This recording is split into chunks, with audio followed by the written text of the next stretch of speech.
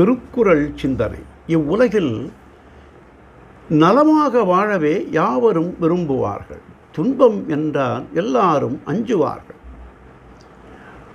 நெஞ்சம் அமைதியாய் எப்போதும் நிறைந்த நலத்தோடு வாழ வேண்டுமானால் பரம்பொருளை உரிமையோடு பணிந்து கொள்ளுங்கள் என்று பணிக்கின்றார் தெய்வப்புலவர்.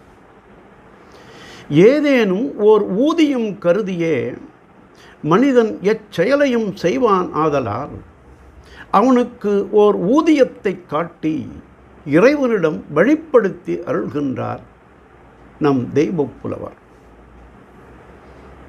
மனக்கவலை என்னும் உயிர் வேதனை நீங்க வேண்டுமானால் அது உயர்ந்த பரம்பொருளின் திருவருளால் தான் நிகழும்.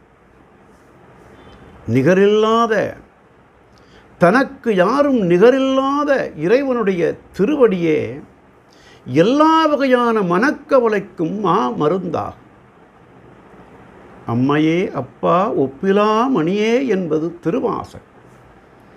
ஆகவே இறைவனுடைய திருவடிகளை பற்றி கொண்டால்தான் யாவரும் அல்லல்கள் நீங்கி மண்ணில் நல்லவண்ணம் வாழ்வார்கள் என்று தெய்வப்புலவர் கடவுள் வாழ்த்து அதிகாரத்தில் தனக்கு ஓமை இல்லாதான் தாழ் சேர்ந்தாக்கல்லால் மனக்கவலை மாற்றல் அரிது என்றார்.